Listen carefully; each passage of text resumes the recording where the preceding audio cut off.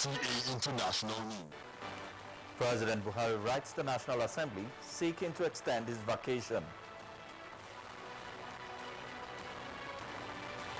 Minister of Information Lai Mohammed refutes report attributed to him that the president's return to Nigeria may be hampered by faulty aircraft.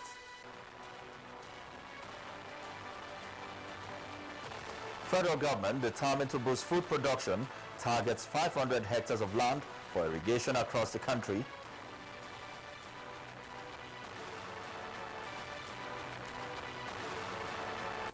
Nigerian National Petroleum Corporation assures of product availability. Great to have you join us on the news on NTA International. I am Ifeanyi Okafor. President Muhammadu Buhari has written to the National Assembly informing of his desire to extend his leave in order to complete and receive the results of a series of tests recommended by his doctors.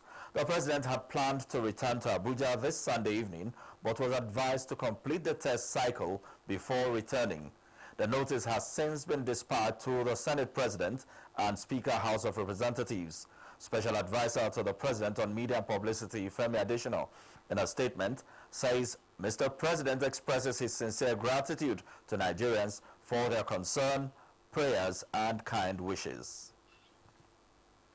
The Minister of Information and Culture, Alhaji Lai Mohammed, has said a report attributed to him as saying the president's return to Nigeria may be hampered by a faulty aircraft is fake. A statement from the Minister's Special Assistant, Segun Adeyemi, says the minister has not spoken to anyone on the issue of the president's return, hence this report is another from the stable of the purveyors of fake news and should be disregarded. Social media platforms provide real-time access to information and resources which aid communication with other people. In recent times, however, there have been cases of abuse of the social media by people who deliberately use it to disseminate false information. In this report, correspondent Olabode Arewa takes a look at what could be done to sanitize the social media in Nigeria. Nigeria, as well as other parts of the globe, the social media offers a veritable platform for people to keep in touch with one another.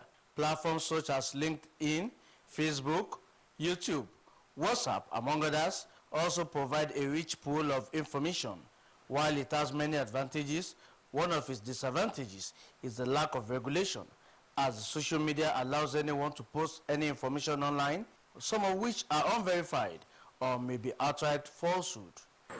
The social media has also turned to another thing, whereby every now and then you just see hate speeches, fabrications of lies against people who have died, who are alive, that they have said that they've died.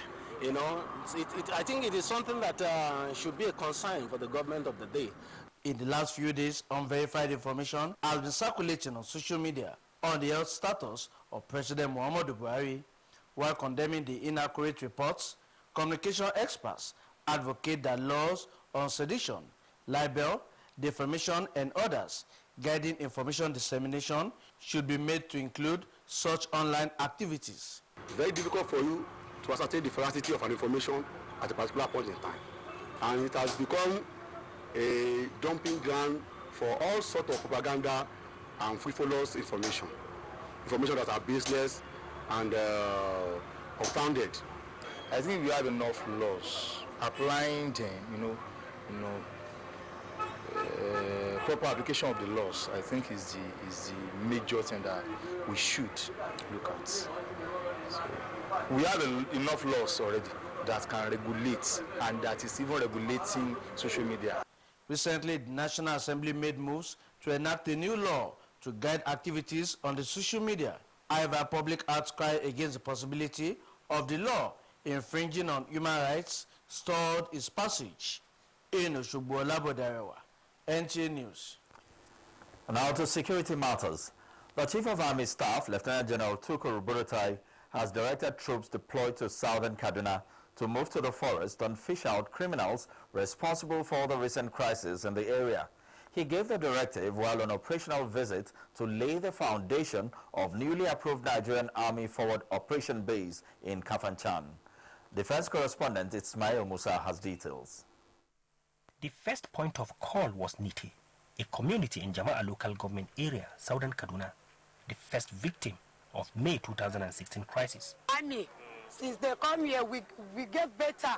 Every day we are happy. For years, these agrarian community and herdsmen, both alleged parties in the unfortunate incident that later spread to Godogodo, Manchok, and Samarun Kataf, lived together peacefully. It is encouraging to see the parties involved in the recent southern Kaduna crisis reunite and live in peacefully. What is important is how to ensure the sustenance of this relationship. Southern Kaduna has in the past experienced series of crises, but with the President Muhammadu Buhari recent approval for the establishment of the Nigerian Army Forward Operation Base in Kafanchan and Kachia, this might be the last. It will be the last one, not only because of what we are doing, investing in security, but because we are going to prosecute those that caused this mayhem. First phase of this project is going to be in the form of a forward operating base, and from there we develop it to a full battalion. Be rest assured, in the next 3 months, the FOB will be ready. The Army Chief earlier encouraged troops stationed in the area to adhere strictly to the rules of engagement, but deal decisively with criminal elements, and urged traditional rulers to support the quest for lasting peace and unity. From Kachia in Kaduna State, Ismail Musa, NTA News. And now to infrastructure development. The federal government says it will reimburse Enugu state government with over 25 billion naira spent in rehabilitating some federal roads in the state. The Minister of Power, Works and Housing, Babatunde Raji Fashola, made the promise when he paid a courtesy visit to Governor Ifeanyi Ugwuanyi while on inspection tour of federal roads in the state. Beauty Eromamie reports. The minister said federal government desires to partner more with state governments to ensure efficiency and speedy delivery of federal projects in their locality. He said work has resumed on many federal roads with visible positive impact on the economy, thereby rebooting the economy out of recession. All our contractors are back on site. In the next 18 to 24 months, they will finish. So we've driven through the length of the road, 200 kilometers, and we've seen work going on. The deputy governor, who received the minister on behalf of the state governor, observed that the bad state of federal roads in Enugu has had devastating effect on the social and economic life of the people. She hoped that the visit will speed up work on the project to provide respite for the people. Your visit could not have been better conceived, and there is practically no surer way to understand our plight and concerns than through a personal inspection of the roads. Enugu State Federal Controller of Works, Oluropo Yetade, and his Ebonyi State counterpart also briefed the minister on ongoing rehabilitation of federal roads in their state. The minister had undertaken a tour of ongoing rehabilitation work on the Umanandiagu, Agbebenembe, Amanti Oka Road, where he observed that a permanent solution is being provided for the problematic section of the Enugu-Onitsha Expressway by 9th Mile. In Enugu, Beauty Eromamie, NTA News. Turning to agriculture, as part of the diversification policy of the Buhari administration, the federal government is targeting 500 hectares of land for irrigation across the country by the year 2020. The figure is to go up to about 1.5 million hectares by 2030. To actualize this goal, correspondent Musbah Dan Wahab reports that apart from repositioning the river basin development authorities, the federal government is also partnering the World Bank under the Transforming Irrigation Management in Nigeria, TRIMIN. It is dry season in Kano, and Shuaibu Dawa Kalfi and his colleagues are tilling the land, expecting a bumper harvest at the end of the season. Such is the benefits of irrigation when majority of the farmers in other parts of the country is waiting for another rainy season.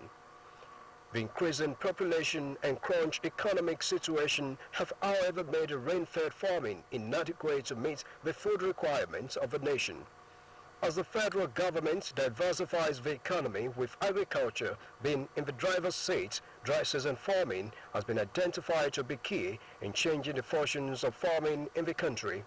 And this, the Federal Ministry of Water Resources has been committed to facilitating by revitalizing the River Basin Development Authorities, RBDAs.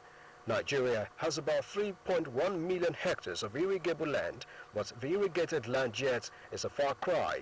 Under the 2016 to 2030 roadmap of the ministry, we intend to further develop our irrigation potential to 500,000 hectares through direct government intervention. With the RBDAs being repositioned, intention meets commitment as the World Bank, through the Transforming Irrigation Management in Nigeria project, Trimming, is partnering the government to resuscitate irrigation facilities in the country. It's not just to rehabilitate dilapidated irrigation schemes and expand them where possible. It is also to address and help the institutional arrangement and see how it can be improved in comparison to what is best practice internationally. Bakalori irrigation scheme in Zamfara State is the first in the lineup. The dam, which feeds the irrigation scheme with its 450 million cubic meters capacity, has been cut off from the irrigation facilities due to siltation.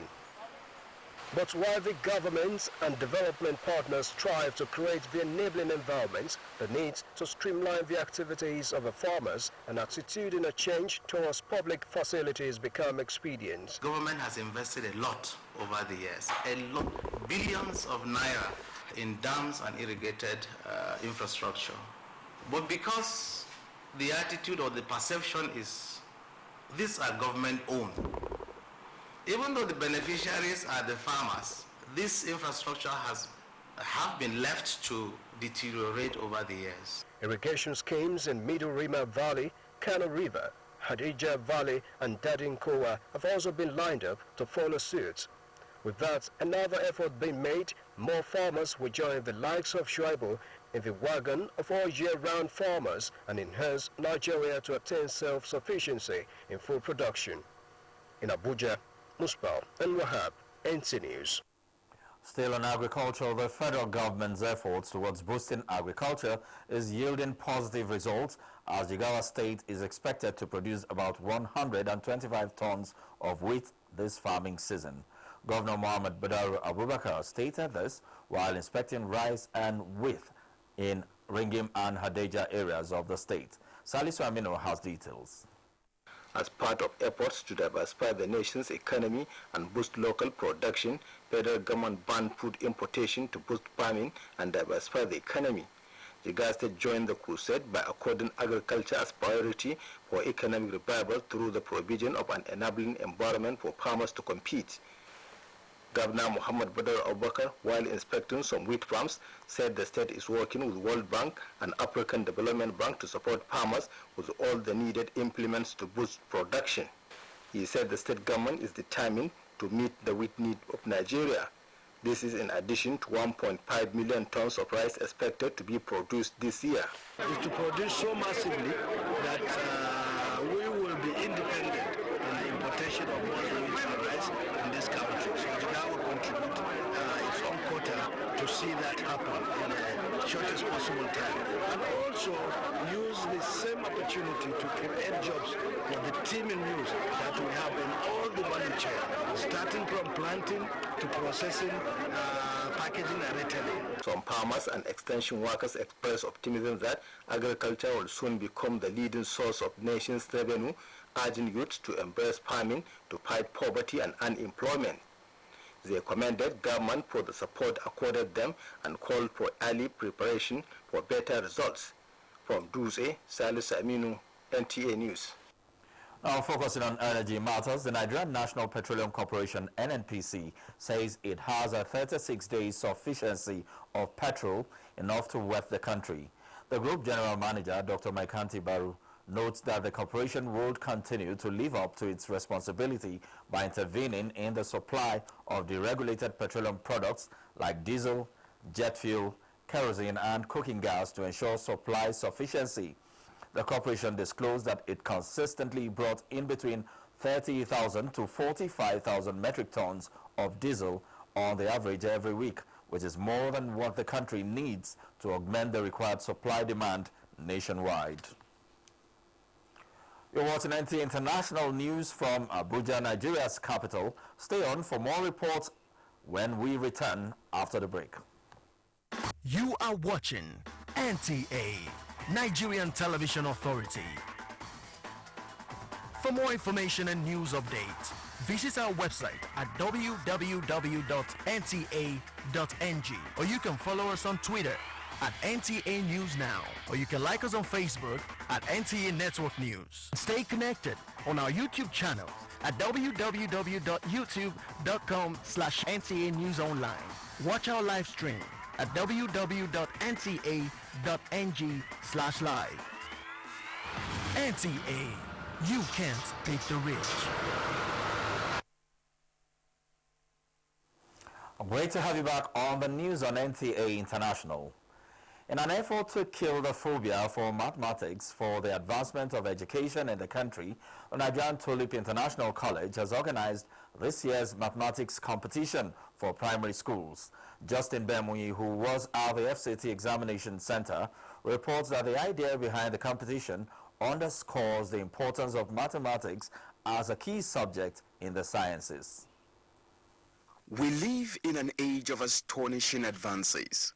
Innovation of world-first digital laser, launch of space shuttles, smart robots doing dumb jobs, stunning ultra-modern architectural designs, while we communicate wirelessly on a vast worldwide network.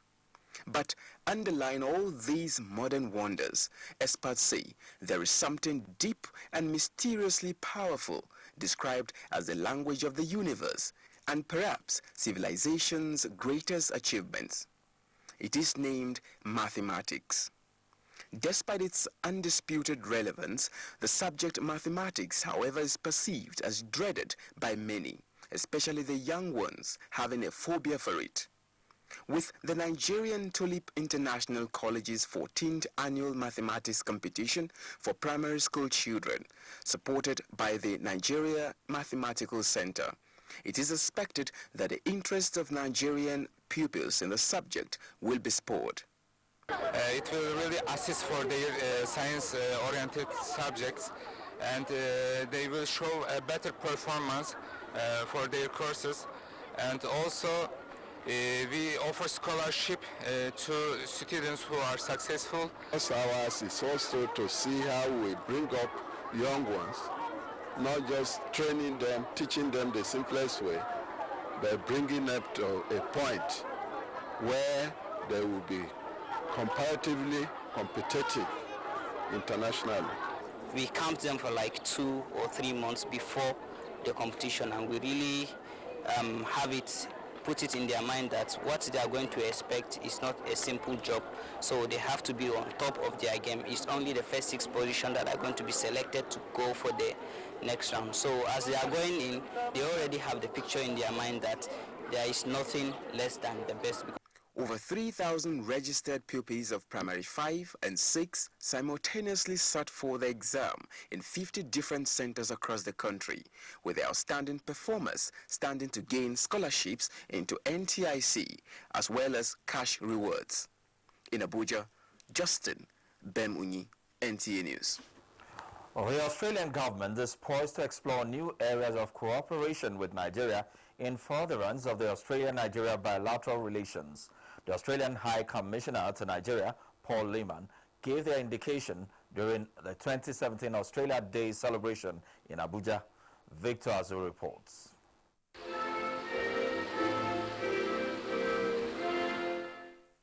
It is the Australian National Day, all right, but the sound of the Nigerian national anthem and then the Australian speaks volumes of the cordial diplomatic relations between the two countries. Diplomats, friends, and citizens of both countries gathered in Abuja not only to celebrate the rich history of Australia, but also to reflect on the achievements of the country and its citizens. The Australian High Commissioner to Nigeria, Paul Lehman, added that the day also celebrates the deepening relations between Australia and Nigeria. The nature of that trade relationship improving, not just the numbers, but also the mix of goods and services involved in that. So looking at where we can grow, as I said, trade in services, but also in manufacturing, contributing to the development of the agricultural productivity in Nigeria and in Australia. The event was also an opportunity to reflect on the wide range of activities that have brought Australia and Nigeria even closer. In Abuja, Victor Azu, NTA News. Now for developments around the globe, Oku Ekpeyon brings us details. The U.S. Federal Appeal Court has rejected the Trump administration's request to reinstate a travel ban blocked by a federal judge. The late-night ruling means the travel ban will remain suspended until the full case has been heard. The court gave the White House